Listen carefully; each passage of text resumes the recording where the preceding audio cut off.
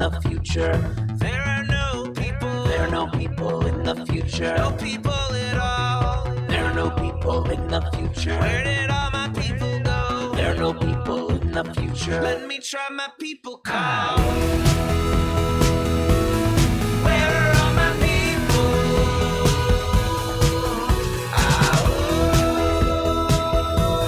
Where are all my people? I guess I'll fly away now. Hey, everybody, welcome. It is Friday, January 21st, 2022. Welcome to Raging Chicken's Out to Coop podcast. This is Kevin Mahoney, editor and founder of Raging Chicken. Each week, I thought I had a little tech thing there. So anyways, this is Kevin Mahoney, editor and founder of Raging Chicken. Each week, I talk to self-proclaimed shit poster extraordinaire, Sean Kitchen, about the good, the bad, and the ugly in state and national politics. You can help support this show by becoming a patron for as little as $5 a month. Simply head on over to patreon.com/rcpress. You can also help out this show by heading on over to our YouTube channel if you're not there already. Smash that subscribe button, like the stream for this show, and hit that notification bell so you know every time that we go live. On today's show, well, yesterday marked the 1-year anniversary of the Biden's inauguration. So how things going, dog? Well, as expected, this week, Joe Manchin and Kyrsten Sinema sided with Republicans and voted against changing Senate filibuster rules to pass voting rights legislation. Yep, that's right. They're knocking it down, despite the fact that they claim to be supporting the legislation. That's a nice, easy position to take.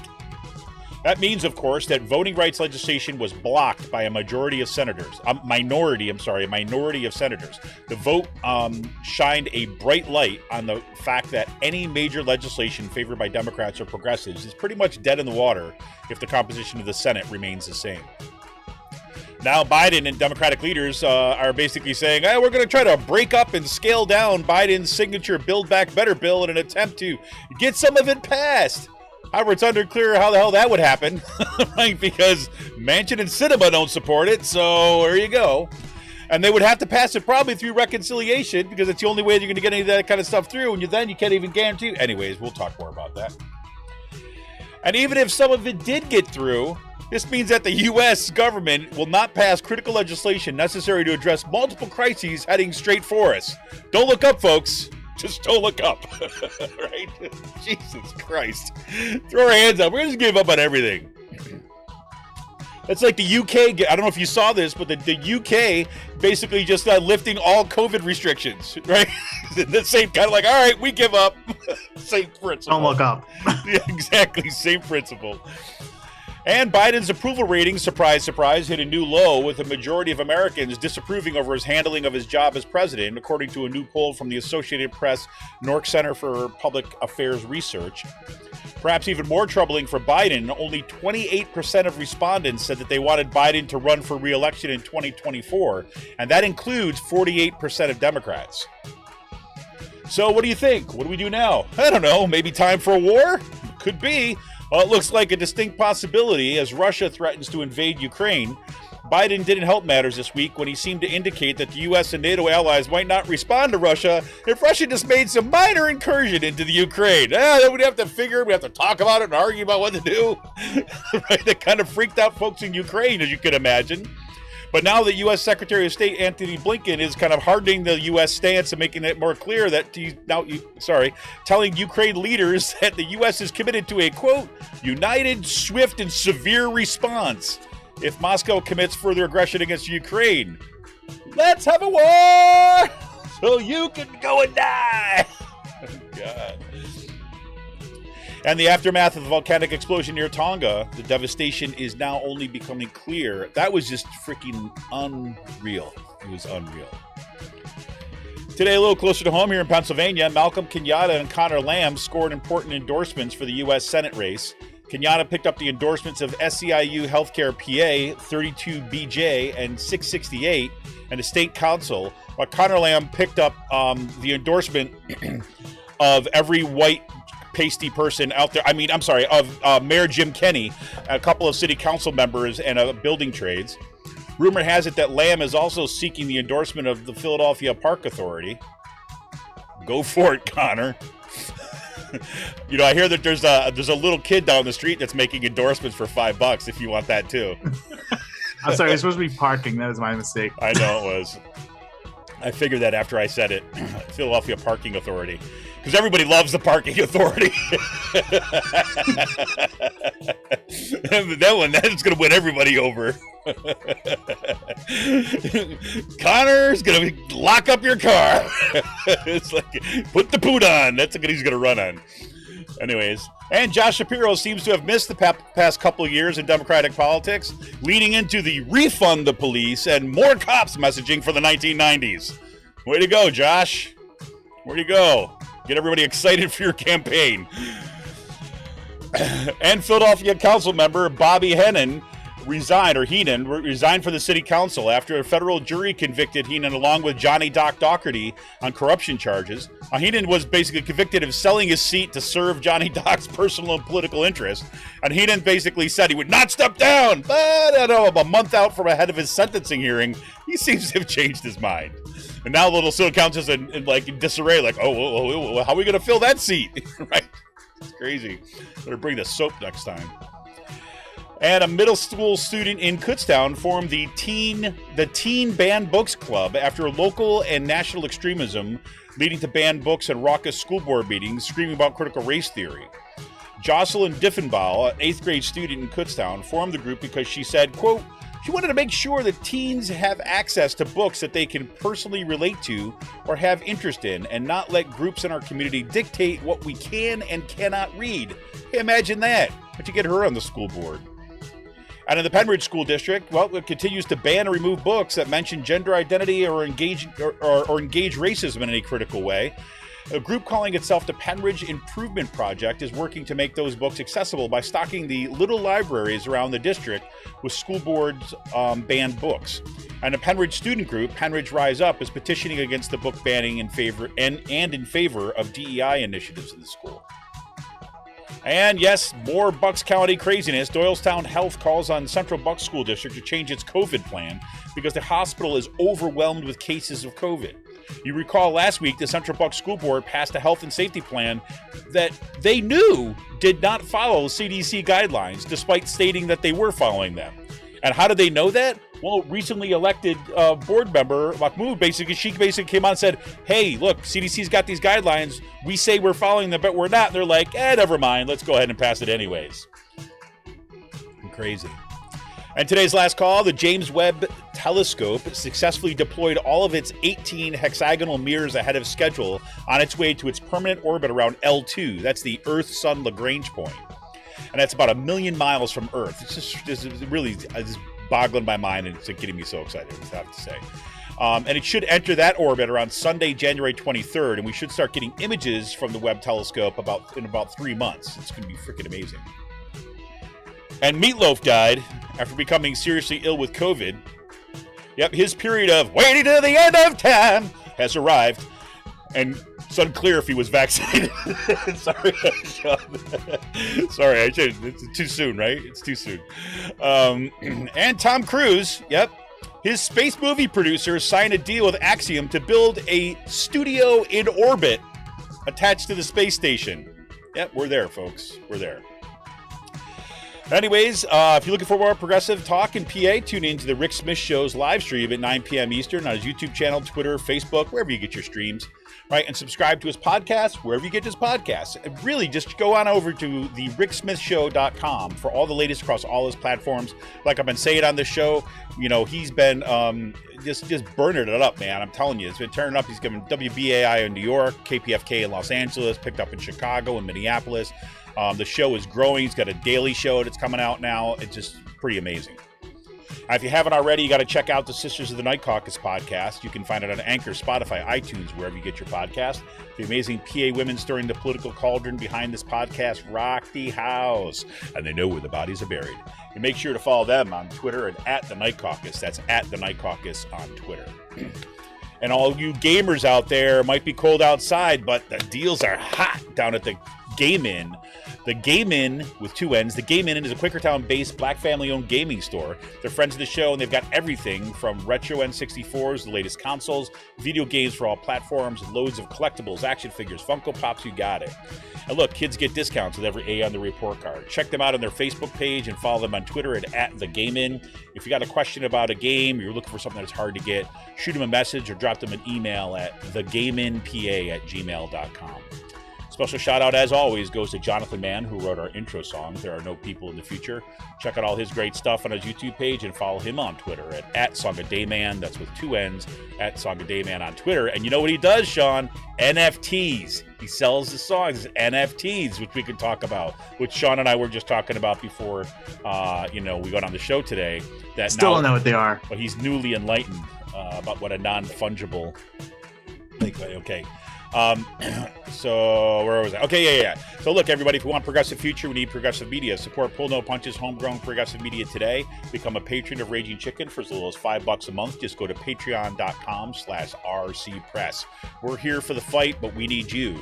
Become a patron for the price of a good beer once a month. Help keep the media in the movement, and the movement in the media. Become a patron for as little as $5 a month by going to patreon.com/rcpress today. And I want to give a shout out one more time to Amy Connect and Ross McLennan, who were on Out to Coop Live on Monday. We had a great conversation. It was the first of what I hope to be more in the kind of months ahead of these kind of roundtable discussions about an issue. Yes, we'll continue on Out to Coop Live to bring on guests to talk about particular events or what's going on, kind of the classical interview stuff. But this was kind of more of a roundtable conversation with some activists in the community, which I really kind of appreciated. So thanks again for Ross and Amy for coming out on Monday. There you go. So yeah, Sean, there we are. It's cold outside, and it feels like it's cold in our politics right now too, as well, in so many ways. But how you doing? Yeah, I'm doing great. I had a really good week. How about yourself? Yeah, doing all right. Dealing with having to deal with my burning and seething anger of my school district after my son got COVID, and he's still, not 100%, not feeling great. I mean, he's not contagious anymore and things like this, but that's been kind of occupying my mind. And of course, my semester starts on Monday. So it's been a week of, just prepping nonstop. Which also means, by the way, that I've been watching YouTube videos of live D&D play, because that's the only thing that gets me through and gets me my seat for so long. I scored a good piece of cookware this week. So cookies, did you say? I said, well, no, cookware. Cookware. Yeah. Cookware, yeah. Nice. Gotta use the frying pan. Like we said, frying pan for $80. Nice. When it's originally like $200, so it was a good steal. It was that's good. Those pans are awesome too. And it was the non-stick one, right? Well, they're not non-stick. They're the cast iron, the enameled cast iron. Oh, it was the cast iron one.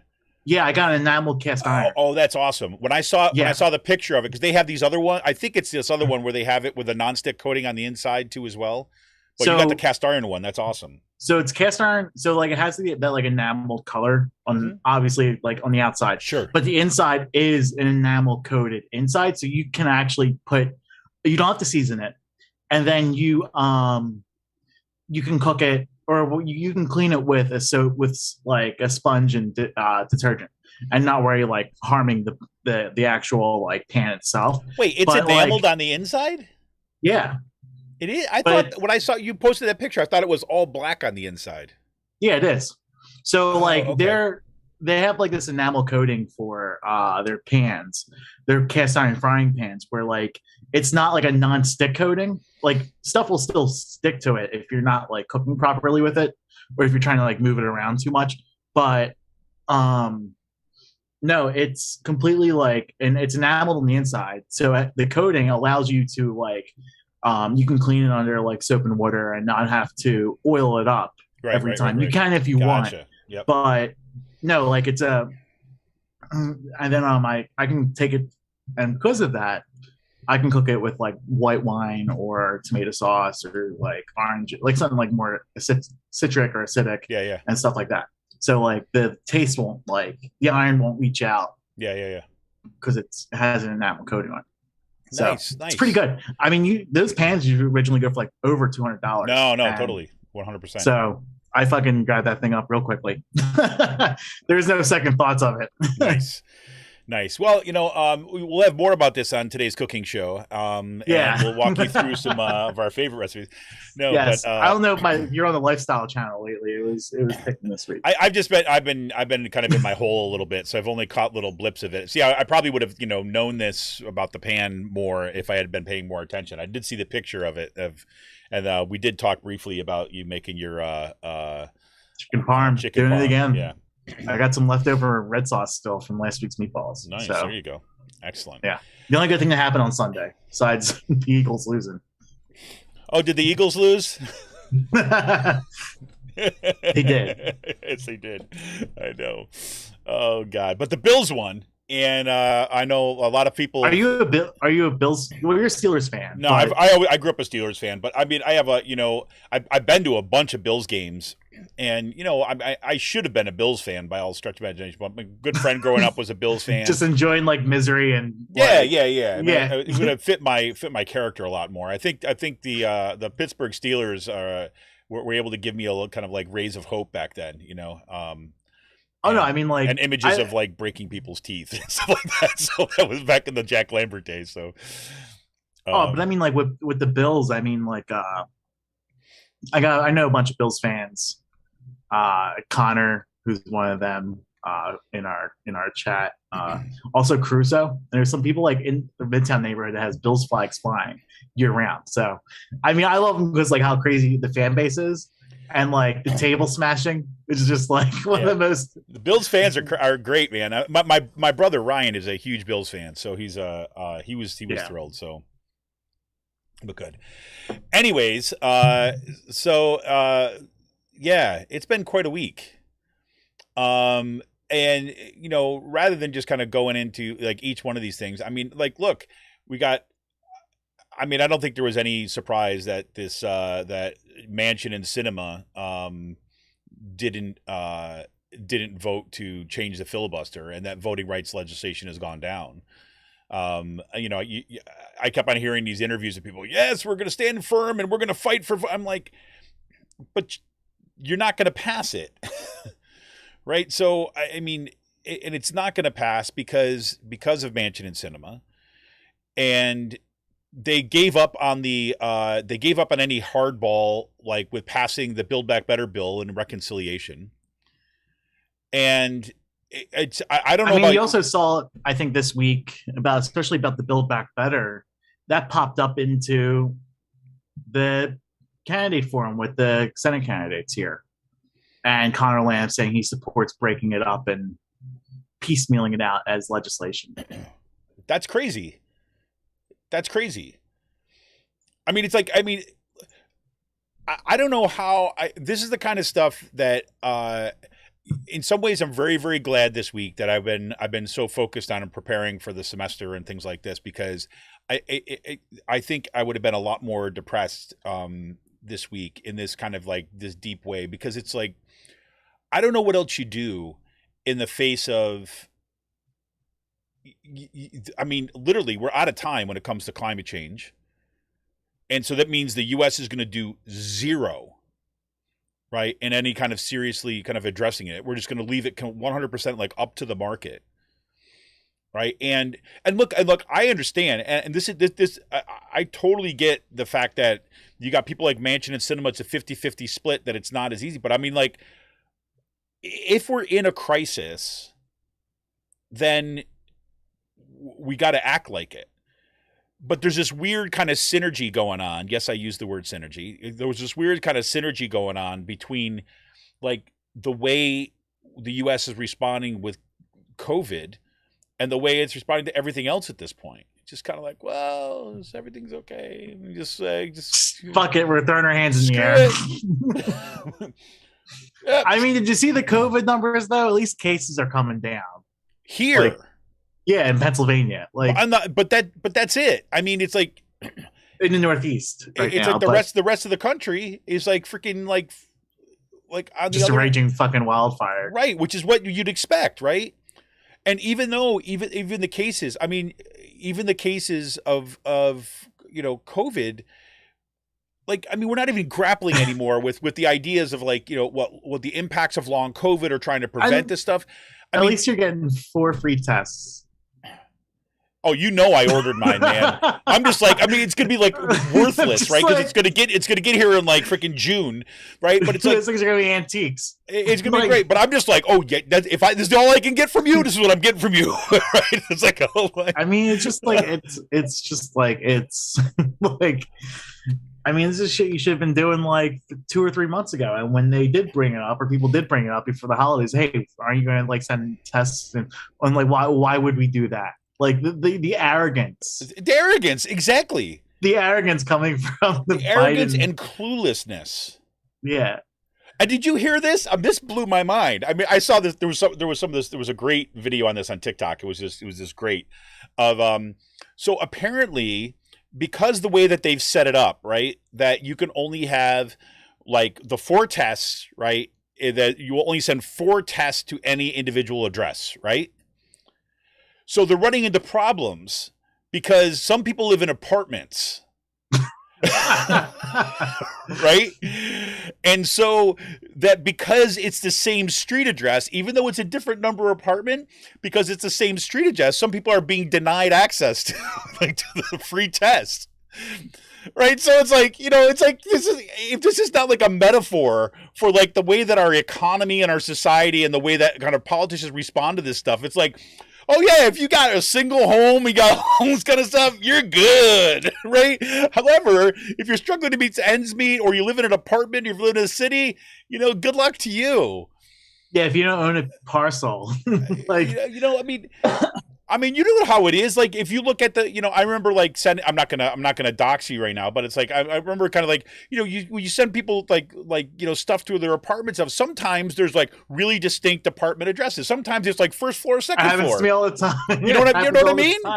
And it's like, no, it happens all the time, and just like mail getting in the wrong door, or like people not knowing which door to knock on. Like, yeah. It's just crazy, And so like, I'm like, oh, isn't this just classic? So the one good thing they did, though, I have to say, that the organization that is handling it all is the Postal Service, right? So instead of like setting up a separate bureaucracy in order to do this, you're doing it right through the Postal Service, right? So like, well, thank God, that's going to ensure that it actually gets there a little bit quicker. Because like otherwise it'd be like, whatever. I'm surprised they didn't like contract out to somebody, right? That would have been more appropriate, right?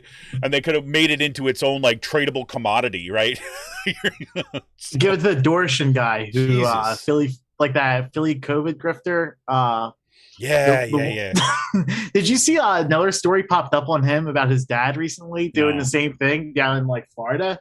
They were setting up like vaccine clinics down in fucking Florida. It's a family affair. And like when they got called out on it, like their licenses got pulled immediately. It's like crazy, man. But I'm looking at that. That's kind of like where we're at, right? I mean, mid-level grifting and just like. But seriously, and I'm really, I don't know. Or if you want to get a mask, or like if you get a COVID test, you have to like show proof of like that to your fucking insurance company. Like, you have them deal with it. That's like, it's just like, well, here's a kicker. You'll love this one, right? So when I heard that, like this past Saturday, right? So if anybody doesn't know already, right? You should know that that your insurance company, if you have insurance, right, is obligated under this new federal kind of rule, basically to reimburse you for your COVID test, right? But here's something you should know, that there is a list of approved tests that are now on their website. So make sure that you go, if you look up kind of like kind of medical insurance, look up your insurance, you got to look up your particular provider. So I waited. So you had to, there's a process where you get reimbursed if you bought the test before this past Saturday, but this past Saturday is when everything kicked in, right? The 15th. So I waited until the 15th to order some tests online, right? And I just ordered like 2 sets of them, Right. And so I waited, and I made sure like the tests that I got, I've ordered them before, that they're FDA approved and all this other kind of stuff, with that, they're all this, emergency use authorization stuff. All of them are, right. I think with the exception of maybe one or two. But so I go and said, okay, great. This has been convenient. So I'll go ahead and put my order in on Saturday, right? I get an email from my health insurer on Monday. Well, what's the process to kind of get your reimbursement? And here's the list. And the thing that I bought was not on the freaking list. Sounds on brand for you. I'm like, are you kidding me? Are you kidding me? Right. And I have to say, look, I have a union job, right? And I have good insurance, right? And I'm not saying that to kind of like, I just being that as a fact of the matter. And that's freaking, I say, are you kidding me? I have got I've got the paperwork that shows you this is emergency use authorization. So now I'm going to have to freaking fight with my health insurance to reimburse me for these freaking tests. I mean, welcome to America, man. I mean, that's who we are.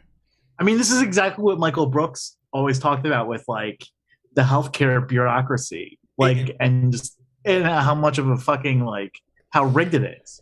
Right. Like when people say they hate bureaucrats, well, like, what do you think about your healthcare bureaucrats? It's basically the same thing. Basically, like denying you your insurance and fighting you. Like, it should be as simple as possible. Like, just fucking nationalize the healthcare system. Well, totally. And this is, or streamline it. I mean, just like there's no ways to like streamline it. Like, you just make it straight. You basically you make things that are public work, right? But we have made a commitment in this country to make things that are public not work, and to make it and to basically to demonize people, right? And I do this thing in one of my classes that because this class I teach called New Media Story Change. And one of the things, we were looking at some book. I'm not going to go into all the detail of that, but there's this one part we were talking about, like framing and kind of thinking about a problem in particular ways, right? And so we're reading The Sum of Us, and talking about the ways that there's this crazy way that we think about kind of trade-offs in this country, right? So if it's like, because of the history of white supremacy and kind of rampant kind of liberal, like I don't know, capitalism, basically, we think about things in terms of like, okay, if somebody else is getting something, if I'm extending something to someone else, then they're taking something away from me.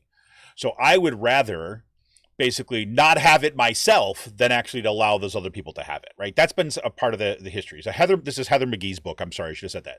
Heather McGhee's book, The Sum of Us, right? And that's what she said. So, and the whole idea is that it's a zero-sum game, right? And then so that if like, and she tells this story about public pools, right? And I've talked a little about this on the show before, about public pools. And it's like, there was, in the aftermath of World War II, there were these amazing public works projects of kind of having these open, like public pools. They were like resorts, and they were like the prize of the world, right? All around the country. And they were meant to kind of like bring communities and establish communities and kind of focus on kind of building out communities and celebrating kind of democracy and all this other kinds of stuff, right? The problem was, of course, that this was still the 1940s, 1950s, and everything was segregated, right? So really, when you're talking about communities, you're talking about white people, right? White communities, white middle class and working class communities, right? So it was celebrated as like, look, you got like, there were statements that were coming out from like state legislators saying like, yeah, when everybody's got nothing but their bathing suit on, everybody's the same, right? In other words, eliminate your lower class divisions in terms of like all the errors that people put on and all that stuff, but not racial ones. And when, the NAACP and others began to kind of sue, they wanted to equal access to those public swimming pools, right? And they won the cases, so you had to desegregate them. You actually had to allow black people to actually come in and go to the swimming pools. That the communities that they were inhabited in, they chose to shut the pools down rather than open them up for people, for everybody, right? And that's the history of this country. And we see the same kind of nonsense play itself out all over the place. And the idea that like we just can't do things. And I remember, and the reason I bring it up like this, and in the race of the COVID, and when you said like make streamline the process, I was like, there was a reason, growing up poor, right, in a single parent for a chunk of time for me, right, and on food stamps and things like this, right. there's this, I have this impatience of around the arguments when people get to say, well, we got to support the government because, we've got to, where the government is the liberals and the Democrats and the kind of like the market is the everyone else. Is that I grew up hating both. I grew up hating corporations and I grew up hating the government. Right? Why? Because when you're poor, the government is not your friend on a daily basis. Yes, it's true there's benefits, but you know what happens in this country? You're shamed for it. You're made to feel less than. You're questioned about whether you deserve it or not. And then you have to go through all this paperwork. You lose all your privacy rights. You have to lay bare everything about this, allow inspectors into your freaking home. That is such a dysfunctional and toxic and abusive context. And so just comes way like around this kind of nonsense that we have. You got to go through your healthcare provider and all this kind of stuff. In my class, to get back to that point, my class, you look at something like universal healthcare or universal whatever you're talking about, right? You have a choice to make, right? Do you provide it for everybody? And everyone goes, oh, it costs so much. Yeah. But you know what? It costs a ton of money to have to provide an entire infrastructure of surveillance around these other programs that you set up to like means test something. Or prove, you have to prove that you qualify for a free freaking COVID test. As opposed to just giving everybody one. And we got a glimpse of that early on when we start getting the relief packages. When suddenly you started having like the child tax credit start showing up in people's in people's paychecks automatically. Right? That you started getting like employment benefits, unemployment benefits, just without question. You just got it. You're out of job. You get it. Giving people money without question about, yes, is there going to be some waste? Yes. But you know what? You're not going to spend it sending like cops to people's houses to try to figure out whether they qualify and if they're deserving of a free freaking COVID test. Or they don't have to burn like 10 hours of their day online because they can't actually talk to a freaking person because we cut them all. We have to, are you having a problem receiving your COVID test? Please plus one, that kind of nonsense. But I don't know what to think about this, Sean. It's like, it seems like we can't even address small problems right now. Yeah. Let alone big ones. No, I mean, like, that's just the goal of conservative government. Like, that's what we got. It's the long-term goal of conservative government and hollowing out these institutions and, like, years of it. Cuts and everything else. I don't know. I'm sorry to go on that long rant, but I mean, are you okay? I'm not. I'm not. I'm really not. And I don't think we are as a country right now. And I'm really worried, to be honest with you. When I see these, when Biden come on and basically saying, yeah, I guess we're gonna have to break up and scale down a Build Back Better bill. I'm like, or we're having the electability argument, like with in the Senate campaign here with Connor Lamb saying, yeah, you vote for me because I'm electable, which is code for saying I'm white. Like, I'm a white guy. I'm a normal white guy. Which, I mean, like, look how the electability argument, look where that got Biden right now. Okay, we elected Biden. What was his, like, goal? Like, to be a lame duck the next 3 years? Like, you know what I mean? Well, I think people got to say, like, about Connor Lamb in this freaking, in the Senate, like, oh, wait, you mean so we can elect another Manchin? Yeah. Another Manchin in the Senate. We see what another Manchin or another Kyrsten Sinema gets us. Yeah. You going to the Senate is going to make it worse for us, not better. We're not going to elect another Manchin. We're not going to elect someone who's going to, like, play that out again. No way. Yeah. And I mean, like, Connor Lamb's already calling for building or breaking apart the Build Back Better. And I mean, yeah. So. I mean, I don't know how you do it. The whole idea behind the Build Back Better bill is like, this is what's necessary to respond to a crisis, right? Yeah. But you know what else is? You know, it's a great way to respond to crises. Can we just start talking about your pan again? Let's just talk about your pan again. I'm sorry. What were you going to say? Another way? You know, it's a really great way to respond to crises and tanking poll numbers. I don't know. Like, the ostrich has a good solution. That or starting a war. Wars work. Wars work. Wars have always been like a really good way to like boost poll numbers before an election. There you go. Throw some bombs around. Yep. It's great. It'll work out for everybody. Actually, I saw people on my Facebook page. I will not name them, but like screaming like "No war with Ukraine." I'm just like, what the fuck?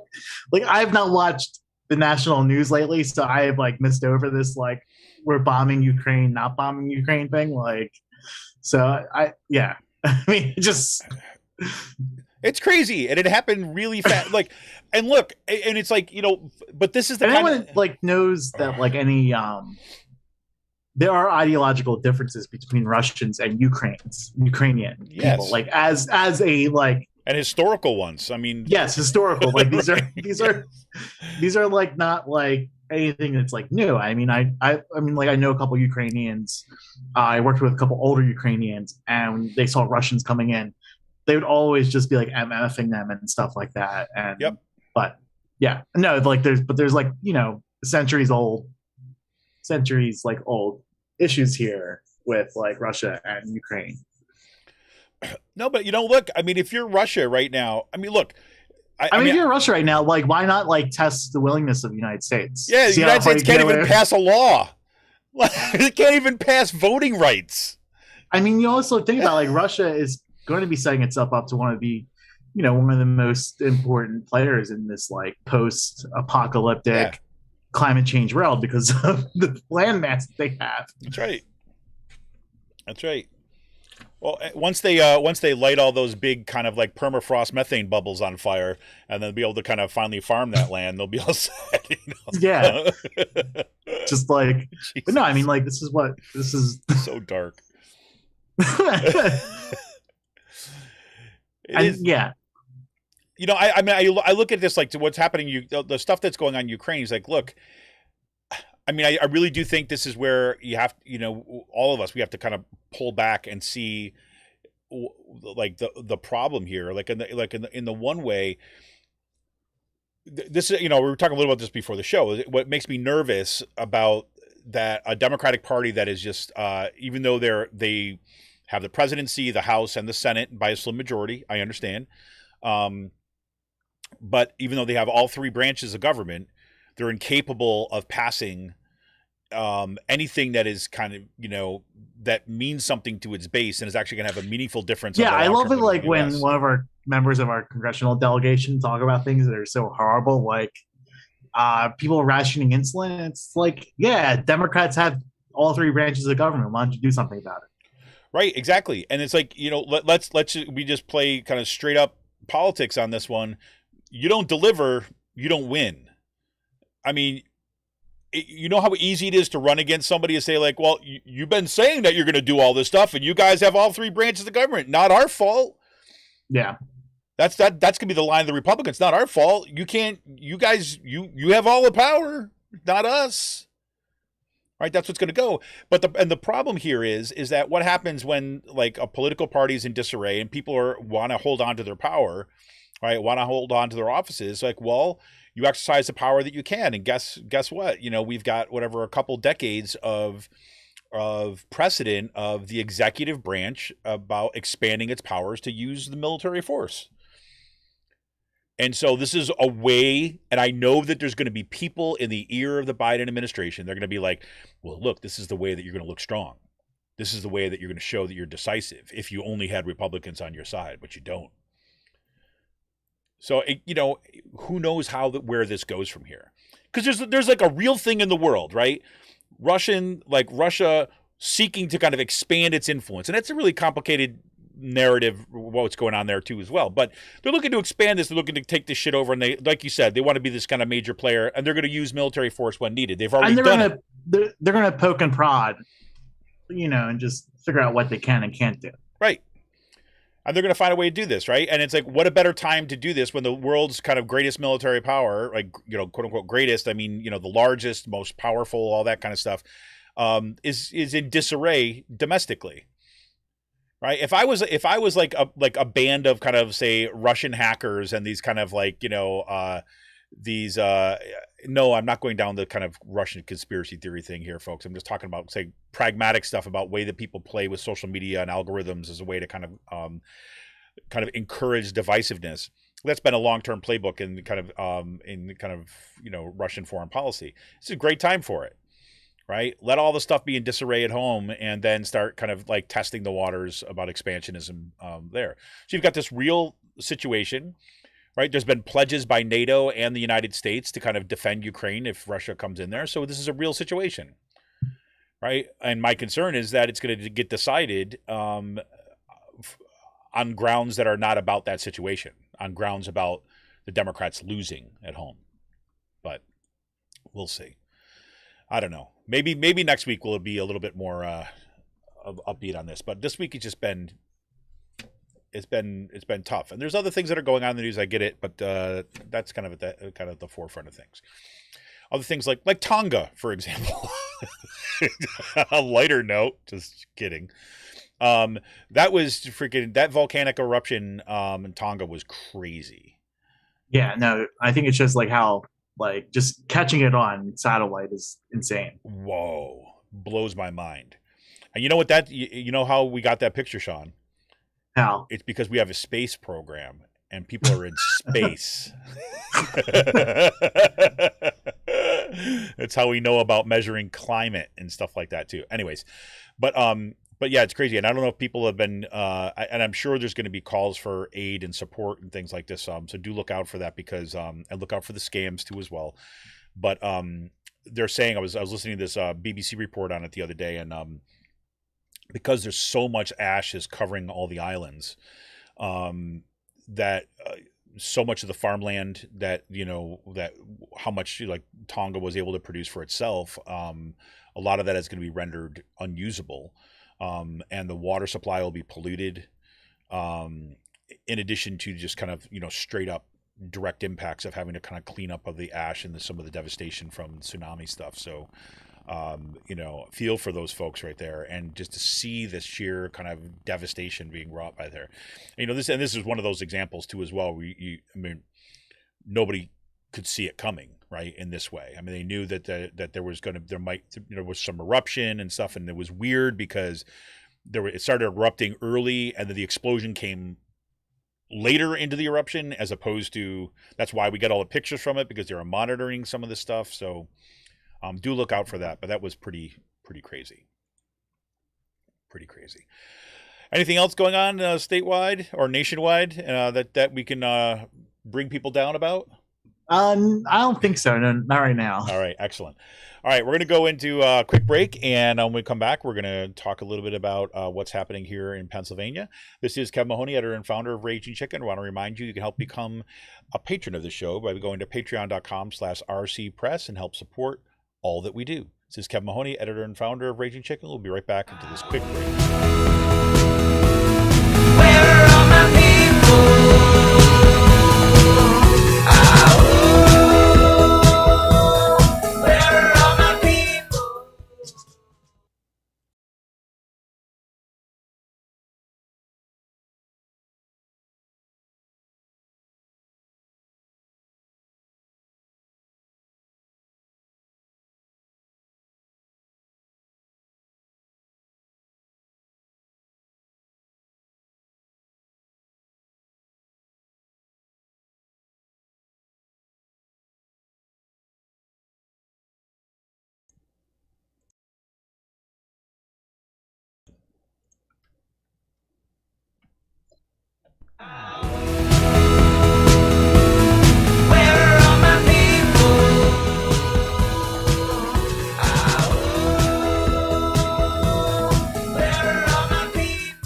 Hey everybody, welcome back. This is Kevin Mahoney, editor and founder of Raging Chicken, here with that shit poster extraordinaire, Sean, once again. So looks like we're getting the Senate campaign kind of going full force at this point. So what's happening here in PA? Well, so Malcolm Kenyatta and Connor Lamb both got endorsements over the weekend, I think, or past couple weeks. I think it shows the directions of these campaigns and where they're going.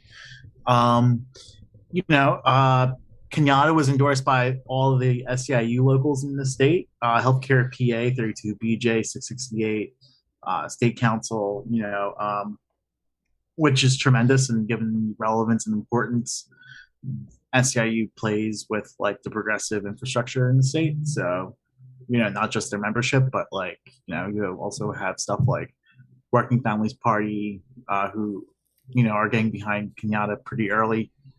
And then you have Connor Lamb getting endorsed by Mayor Jim Kenney, just like the Philadelphia Building Trades, Philadelphia Parking Authority. I don't know. Like, so maybe okay, so I just got a question. I just got to ask the question. So I see Connor Lamb got endorsements from the Building Trades and a couple of city council members. Number one, was one of those city council members Bobby Hennon? I don't think it was Heenan, no. Heenan, rather.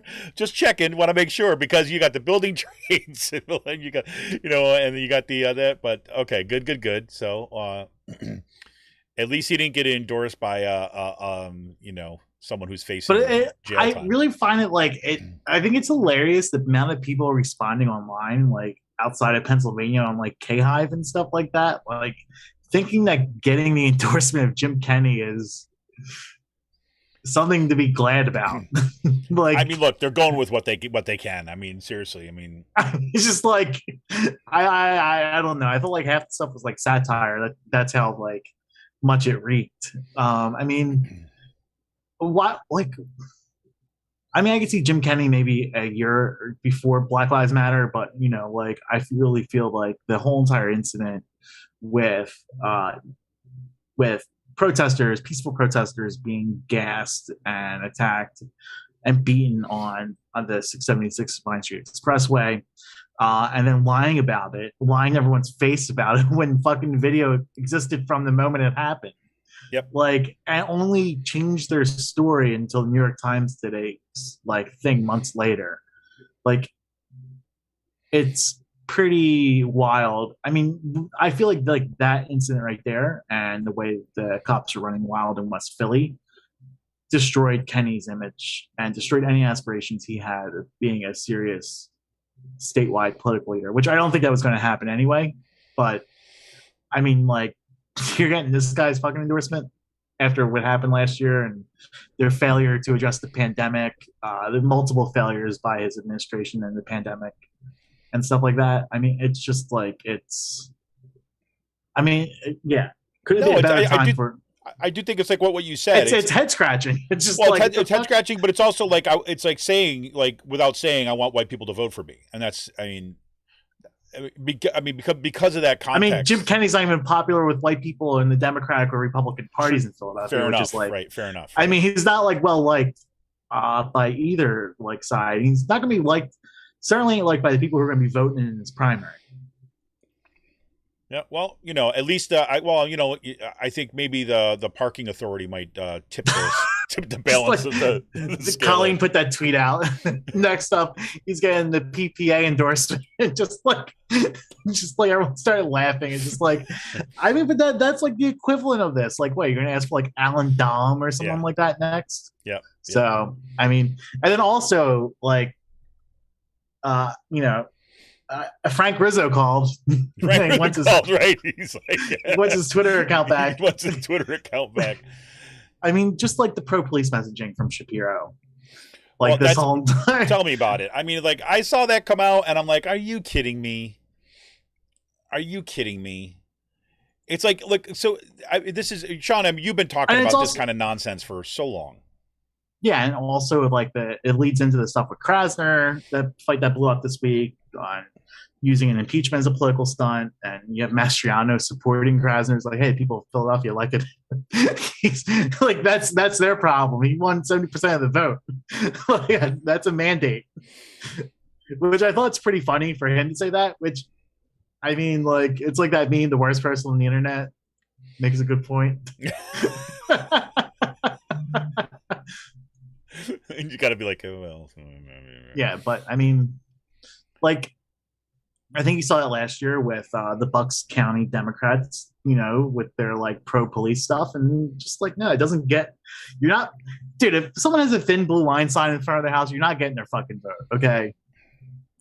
They're certainly not voting for the Democrats. Well, that's exactly the case, right? I mean, 9 times out of 10. But it's like, I mean, how many times you got to tell people who are running for office that, like, you know, once you start on the terrain of your opponent, right, you lose.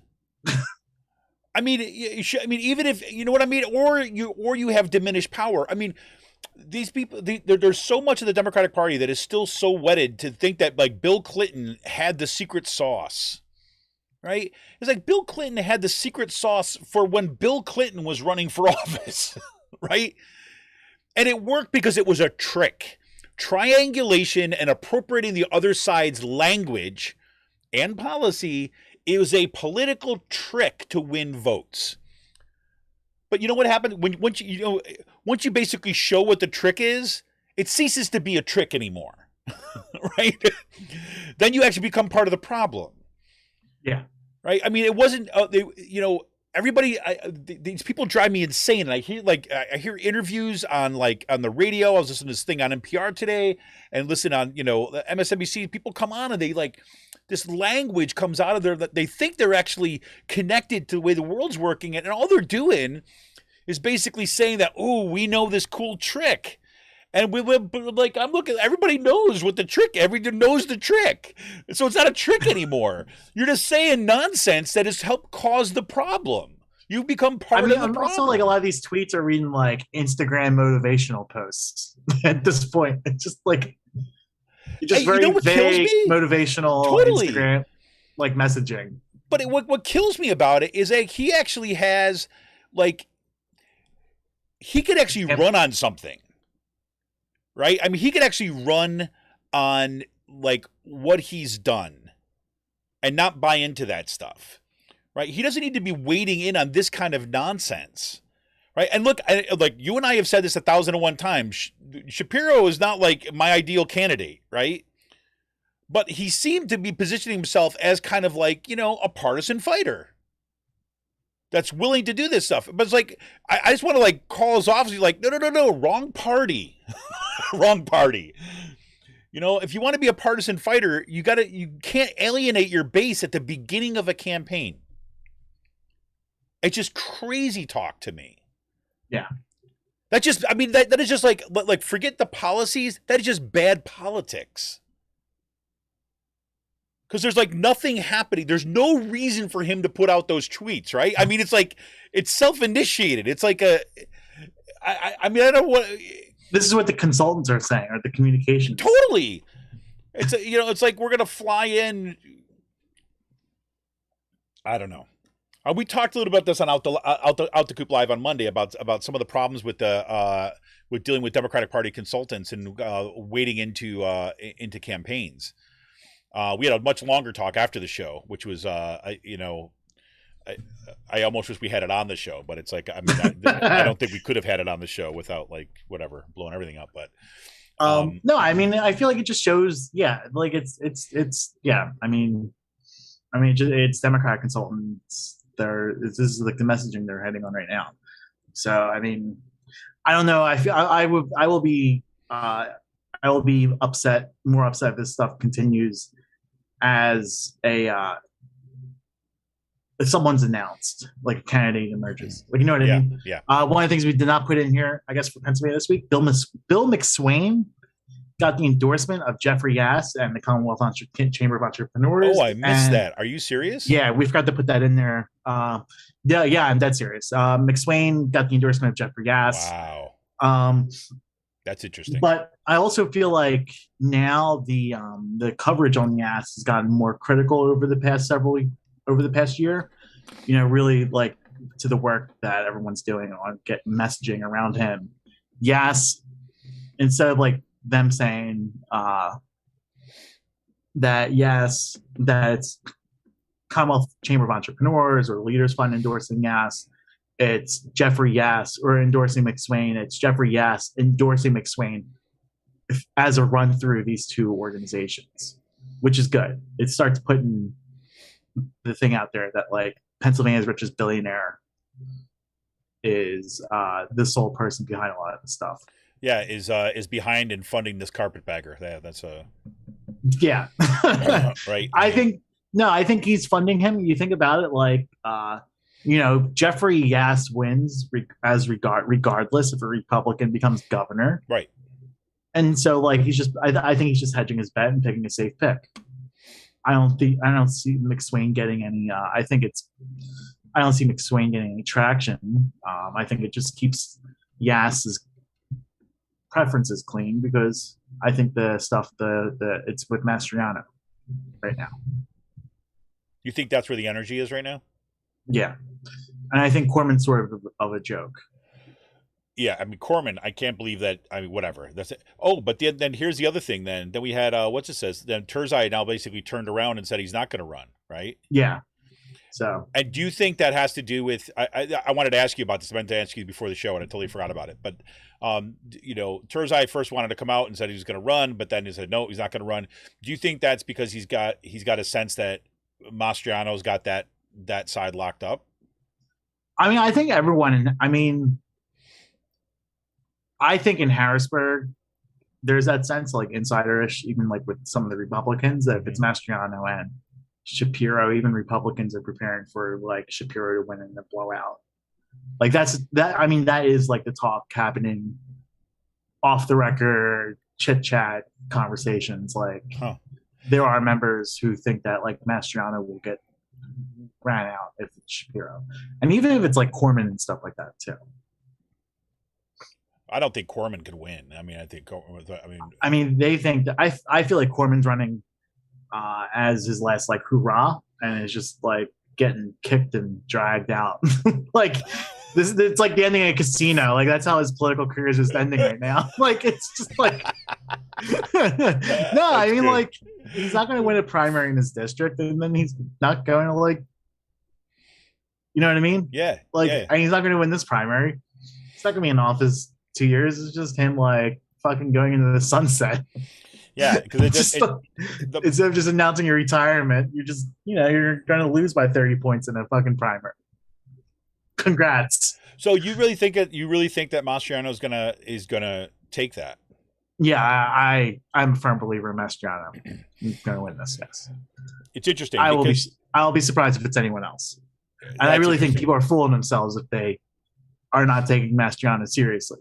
Which there are people out there who are not taking Mastriano seriously, and I think that like these people who are not taking Mastriano seriously are fooling themselves. Well, the only reason I even asked that question is because if you remember, like I don't know, before the holidays and stuff, Mastriano was doing so, or maybe it was even right at the beginning of the year. Maybe I can't remember. There was before the holidays. It looked like he was just doing this weird stuff that seemed like, wait a minute, maybe he's not going to run. No, he's running. Did you see his campaign announcement? Yeah, I did. With 500 people packed into a fucking room with no masks, singing revivalist Christian songs. No, dude, I mean, that was the. Well, can I just? I can't believe we didn't put that in there. Holy crap! That was the freaking scariest shit. That was like, okay, that video too that was circulating, right? That like of like all those. That's like death. Did you watch the whole thing? I saw. I know. Like, I didn't watch the whole thing. I know. Like, one point they had a guy with a shot, like one of those horns, those like Jewish horns with the rams, like the shofar. Yeah, someone had a shofar there, just like. But it was like I forced myself to watch the entire thing just so that the feeling of dread would sink into my bones as I was watching it, right? But there's like just some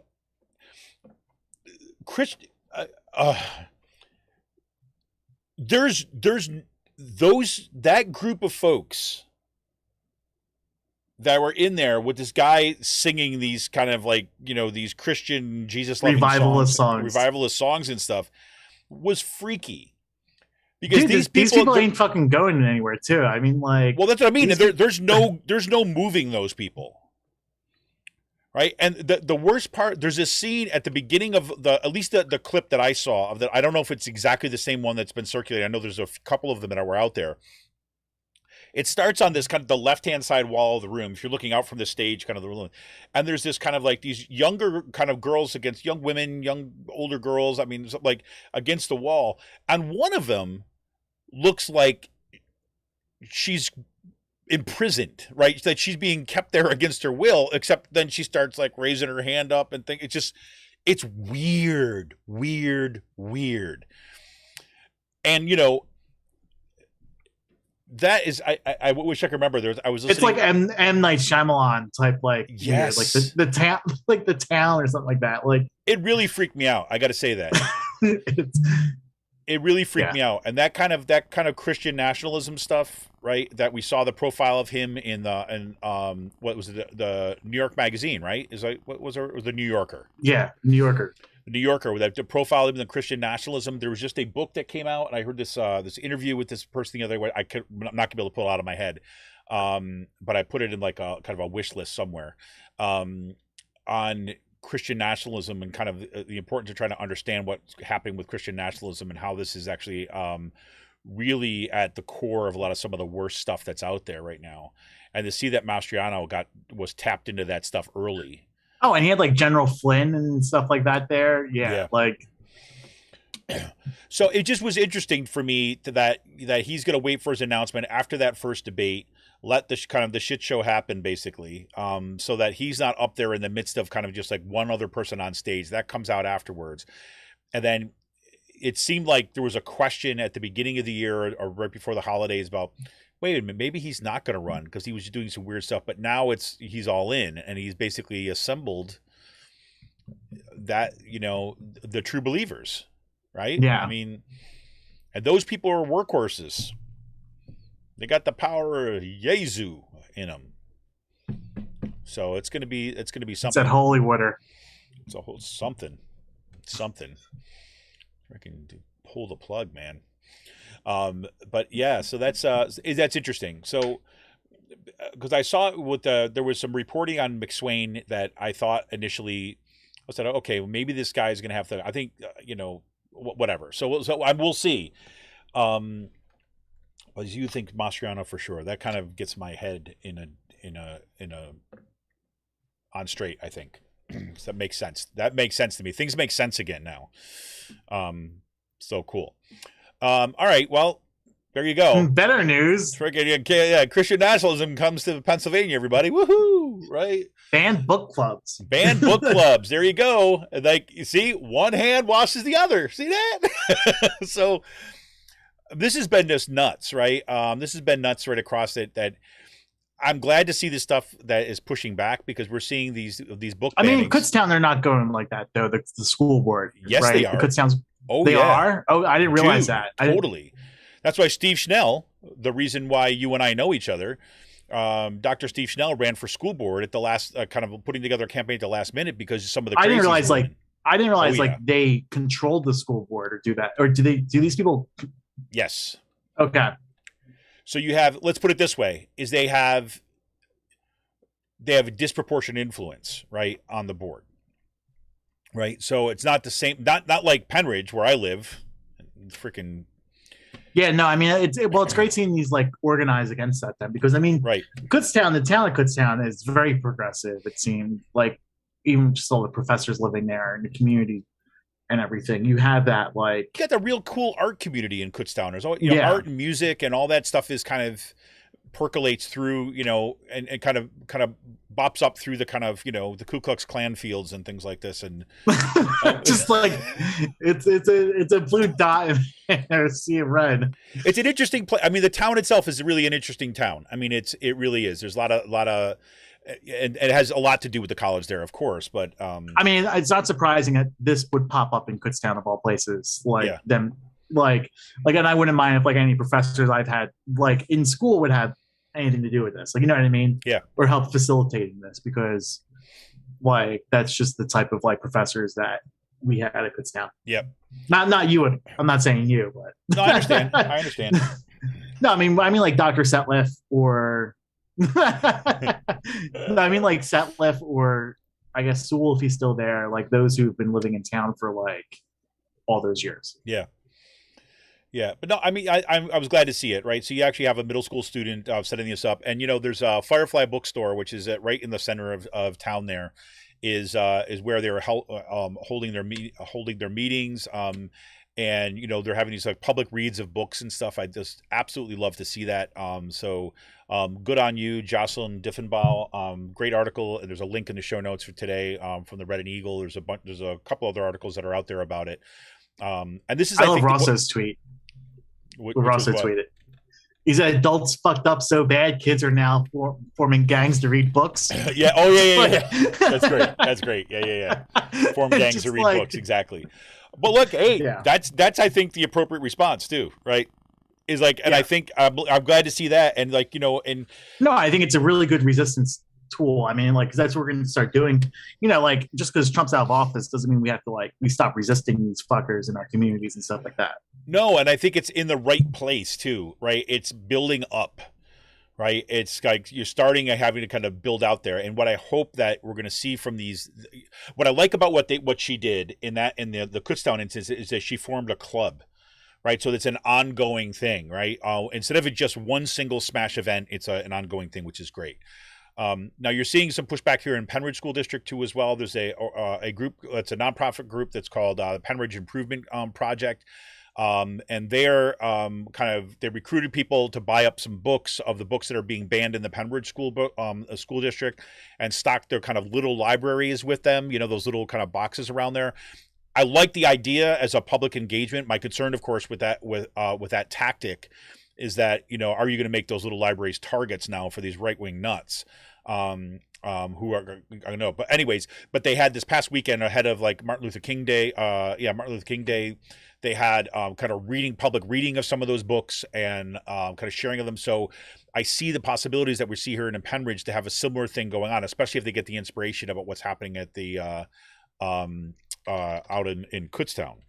And I feel like go ahead, sorry. With COVID numbers starting to crash, it looks like COVID's done, Sean. It's over. Oh yeah, COVID's over. Well, I don't even know what you mean. If when? What are you talking about? No, but I mean, it seems like this Omicron has peaked in Pennsylvania and it's exponentially decreasing. But it seems like as spring gets here, I would not be surprised if these type of book clubs pop up more in resistance to these organizations, or like these Moms for Liberty and types and stuff like that. Like, it'll be interesting. Yeah, no, exactly. And I think that, so that's one of the things that in Penridge too as well, you've got a group that's called Penridge Rise Up that was formed again by a junior high school student in the Penridge School District who took her inspiration from the students in York who stood up against the book bannings there. And she started something with Penridge Rise Up. They're petitioning now against some of the book banning in support of diversity in the schools. And my goal, and one of the things I would love to do, I'm going to reach out to both of them, both the Kutztown and in Penridge, to see if we get some of those students on and out to Coop Live to talk about their experiences and talk about kind of what that's been like in the schools and stuff. Because I think this is really our hope, is like organizing at that level. Good on them really for doing that organizing. I want to give them a shout out kind of on this show today. Oh, cool. And on the there is no more COVID ticket, the Doylestown Health is basically calling on Central Buck School District to actually get its shit together and actually put COVID protocols in there because the hospitals are overwhelmed. I mean, but like, it's also like, this is the type of thing where like we waited until like the middle of January, like when the numbers are decreasing now, to like send out like masks and like fucking test the people. Just like it's just you look at like anger, like it's. I don't know what. Well, here's the thing. I didn't. Put know. I mean, it's just like it's so fucking ass backwards. Well, like, let me just give you a picture too as well of like how this could have been different, right? Because now that you've got this federal programming that's coming in support for some of this stuff. This past week, right, in Bucks County, they set up kind of free distribution of tests, right? So now you have the first site was where the heck was it? It was in I'm forgetting. The first one, it just started last week, and you know what you do?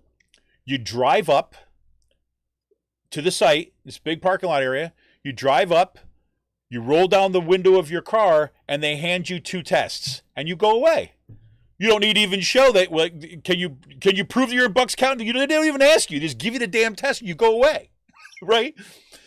That's what they're doing. And now there's going to be 3 different sites that are set up. There's going to be one starting up in Warminster, and now there's going to be another one that's going to set up kind of up this way a little bit more, right? So you're going to have you've got these like sites that are going up. How hard is that, right? And guess what happened, Sean? There were cars lined up, hundreds of cars lined up to get their free tests, right? So if this was a market solution, for example, there seems to have been a need. Right? So wait, you're telling me this wasn't like the line to Chick-fil-A on Street Road? It was not. It was actually a real place that was handing out tests and nothing but that. I remember when Santucci's opened on Street Road. It was just fucking up traffic like royally for like a mile or two, like from like Santucci's, or there might be a Chick-fil-A right there, but whatever. Going all the way down on that left side of Street Road, like beyond the Giant and like Norristown Road. But yeah. So have that image in your head. I know, actually, I remembered it in the Penridge School District, like up here, or up my way, I should say, up near Percy. There's this Calgary Church, which is basically at the intersections of like Old Bethlehem Road and 113. It's just a big, and the reason why they chose it is because it's got a huge parking lot and it's easy access for people to move through. So starting Monday at 10 a.m., right, just outside Percy, they're going to be handing out tests. Right? How do you get one? You go there. What do you need? To ask for it. Right? It's like, that's it. And could you imagine if this is what we did? We saw Omicron spike and say, hey, you know what? Let's prepare for this stuff. We could have been doing this before the holidays. Because guess who needed them? People that were going to see family and go to parties during the holidays. Instead, we wait for this. Right? And yes, I'm bitter about this because of this bullshit. That's one of the reasons my son got this crap. So whatever. Anyways, so that's what things could have been. I mean, that's what I mean. It's like once you make a decision and move forward, then suddenly things happen, right? I mean, to see it going from like literally like a week from them saying, yes, we're going to send this stuff out, we're going to provide additional funding, to now seeing that Bucks County has set up these 3 distribution sites for free at-home tests. Boom. How hard was that? Guess what you don't need to do? You don't need to submit something to a healthcare provider and prove that it's an eligible test and that you qualify. You just go get it. Did you see the story today about, I think it was like in one of the newspapers in Bucks County, about the 14-year-old high school student from the Chamonix Falls who had to go into Philadelphia to get his vaccines because Philadelphia, like, his parents wouldn't consent for him to get vaccinated. But Philadelphia has a weird law where you can get you can be 14 and over or 11 and over to consent to. You can be 11-year-old kid and still consent to get a vaccine without your parents' permission in Philadelphia, where like other counties, it's 16, and he was like, or 17 or something like that, like this kid had to like literally go to his fucking aunt's house down in Philly because he said, my parents don't believe in like the vaccines, they're getting all their stuff from social media. Oh my god just like reading this, just like you have 16-year-olds making more rational decisions. Yep, there you go. So that's our happy note day. Kids, don't listen to your parents. That's my advice for the day. Don't tell my kids I said that. No. But crazy. Well, here we go. Anyway, Sean, anything else going on in PA? No, nothing really. All right, good. Well, let's take a quick break. When we come back after this, we'll have just a little bit of fun on the way out. This is Kevin Mahoney, editor and founder of Raging Chicken. I want to remind you that you can help support the show by going to patreon.com/rcpress. We'll be back right after this quick break with this week's Last Call.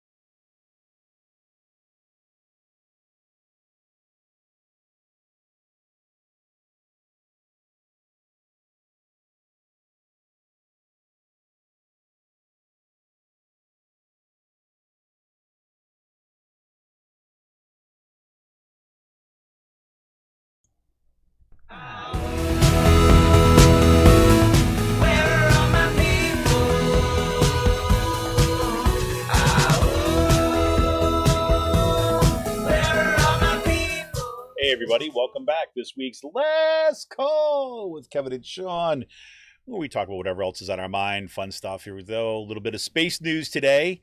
Bringing back the space news a little bit. I'm very excited about the James Webb Telescope. That I used to have a wallet with that on until I wore it thin, but it's on its way to this point. It's called the Lagrange point, the Earth Sun Lagrange point, and it's basically this like gravitational center between the Earth and the Sun that allows something to orbit it, right? Which is pretty freaking cool by itself, like this gravitational point in space, right?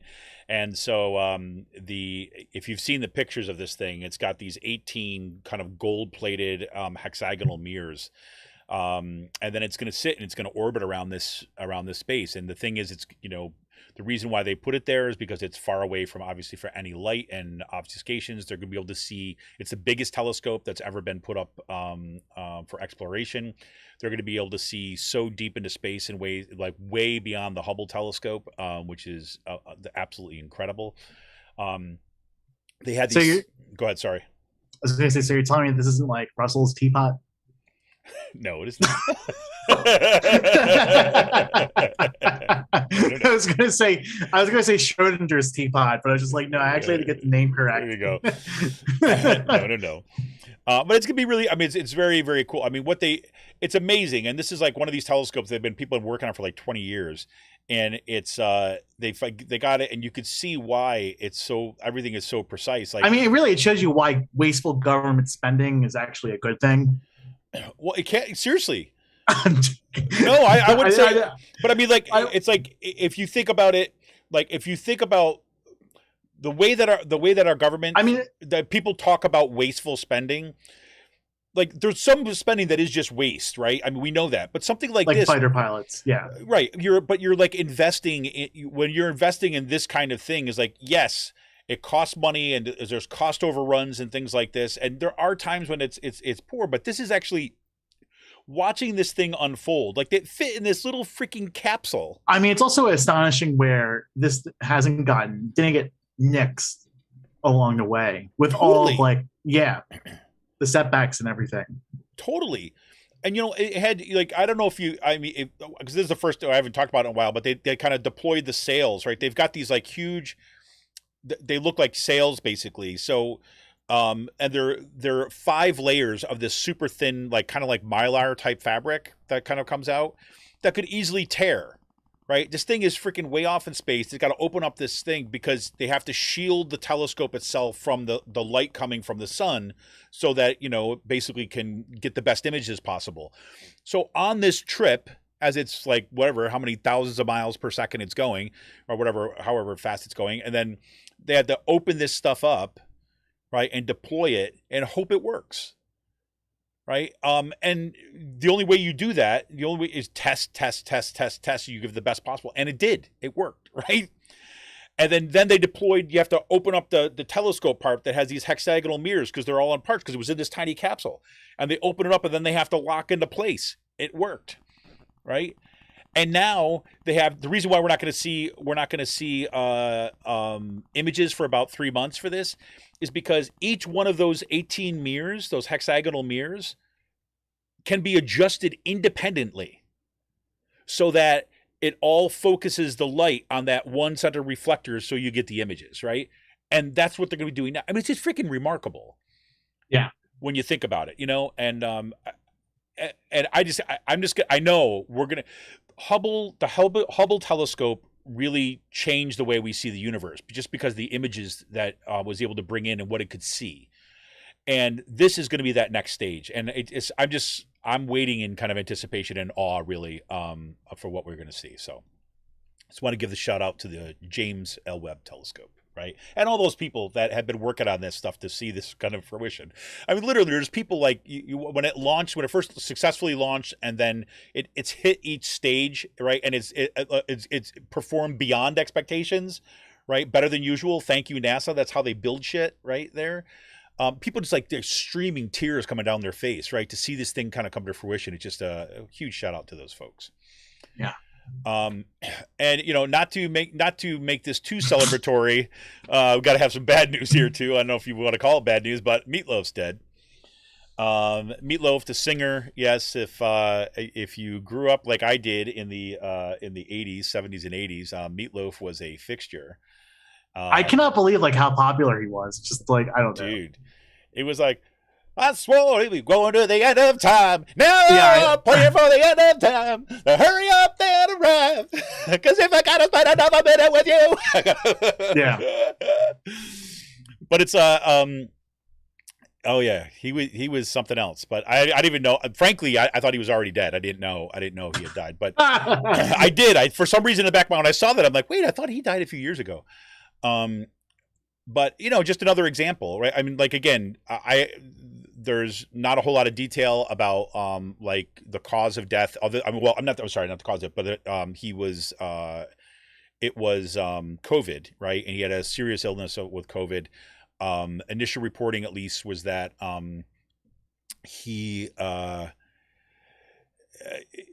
initial reporting was that they weren't sure whether he was vaccinated or not. So, but it's pretty crazy. It's like, there's this thing from the New York Times. Here, where is it? I want to say this one part here. So yeah, his girth, because he's a big, heavy guy. This was a frequent source of jibes from disc jockeys and magazine caption writers. Though Meatloaf was in on the joke, right? He kind of like knew what was going on. He described his meeting with Mr. Steinman in the British music magazine Mojo in 2017. Meatloaf said that he auditioned with the song called "I'd Love to Be as Heavy as Jesus." That was his audition. And Mr. Simon and Press told him, by the way, you're as heavy as two Jesuses. And he was my kind of humor, Meatloaf recalled. But so that's a particular cultural marker. Meatloaf has died of COVID. It seems to be unfortunately appropriate for our time, but there you go. Yeah. But in happier news, the Christians are going to the space station. That's right. Tom Cruise. He's doing a space movie. We've talked about this on the show before. But he's got the space movie and they're going to film it on the space station, a good portions of it. And this is from CNBC today. So I'll just read this opening here. So just so you just know this is real. So the producers of Tom Cruise's future space movie on Thursday announced plans to attach a studio to the International Space Station in development by Houston-based company Axiom. The UK-based studio, Space Entertainment Enterprise, co-founded by producers Elena and Dmitry Lesnevsky, contracted Axiom to build the module, and it's called the SEE-1. The module will be the, quote, the world's first content and entertainment studio's multi-purpose arena in space. The SEE-1 is scheduled to launch December 2024, and it will attach to Axiom's first module that the company plans to connect to its space station in September 2024. So that's right. The entertainment industry is making it to space, everybody. And Tom Cruise is going to live forever in the vacuum of space, apparently. So there you go. So if anybody wanted to know which religion is going to be the religion of the colonizers of the solar system and beyond, now you know. Tom Cruise, it's going to be its prophet. Christian Science, go, go, go. Crazy. So anyways, Sean, so you got any additional meals being planned for your new pan? I went to I don't know. I mean, like, I'm looking forward to having fun with it.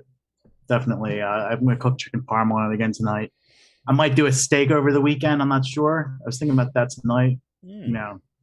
Like fry it up and do a pan fried steak. Yeah. Which is the best way to cook steak, in my opinion. Like, better than grilling it. I don't even know who I'm talking to right now, but whatever. Okay. Yeah, that's right. Pan fried steak's the best way. Go ahead. Okay, sure. Okay, whatever. All right. I don't know. I think it is butter based with rosemary and thyme and garlic on it. I'm not saying it can't be good, but to say that it's the best, I think that's stretching a little bit beyond. I think it's better than I'm just saying. Yeah, but you're not cooking on good cookware, are you? I'm joking. I didn't say this. So speaking of good cookware, if you want to play the pan fights, they have I got for Christmas I got a carbon steel roaster. Yeah. There's this company. It's called Made In, right? I don't know if you've seen any of their stuff or anything like that, but they don't produce a whole lot of stuff, but they do. I have a bunch of their stainless steel stuff, right? Not a bunch of it. I have two pots of their stainless steel stuff, which I really, really like. And the guy who runs, I'm going to forget the name of the restaurant. It's called Elysium or something in Chicago. It's a famous restaurant. It's a famous chef. He's kind of one of the promoters of these things. But anyways, they make really, really good cookware. Their stainless steel stuff is fantastic. I bought a small pan once because my other one crapped out and I needed a new one. So it's okay. I'm going to give this one a try.